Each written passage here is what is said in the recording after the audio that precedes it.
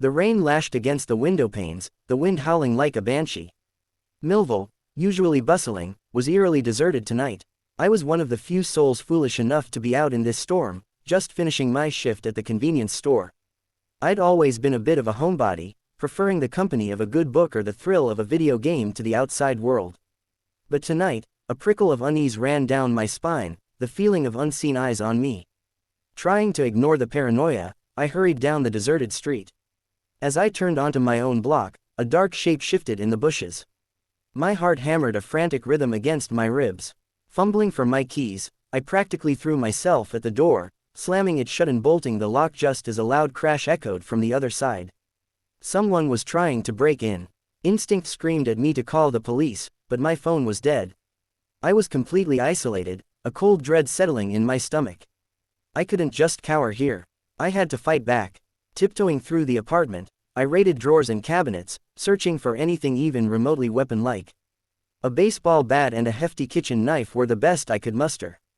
Gripping them tightly, I waited, the silence broken only by the pounding of my own heart. Each tick of the clock felt like an eternity. Just when I thought I couldn't take the tension anymore, the door splintered and a figure stumbled through the doorway. It was a woman, drenched and trembling. My first instinct was to offer help, but something about her frantic gaze sent a shiver down my spine. "Who are you?" I demanded, brandishing the bat. She stared at me, wide-eyed and mute. Then, I noticed the bulky suitcase clutched in her hand. "What's in the bag?" My voice was a low growl. Silence. Just shivering and staring. Curiosity gnawed at me. I inched closer, trying to get a better look. Suddenly, she lunged, a desperate grab for the bat. We grappled, a chaotic mess of flailing limbs. The suitcase tipped, its contents spilling across the floor. My breath hitched. Stacks of cash and glittering jewels lay scattered everywhere. She was a thief, and I was her target. But I wouldn't be a victim.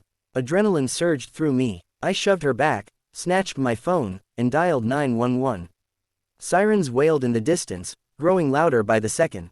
The police swarmed the apartment, apprehending the woman and recovering the stolen loot. They called me a hero, the police chief even shaking my hand in thanks.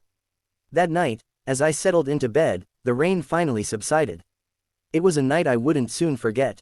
I had faced danger and emerged victorious, all thanks to a little courage and a whole lot of bad timing. And as I drifted off to sleep, a newfound confidence filled me.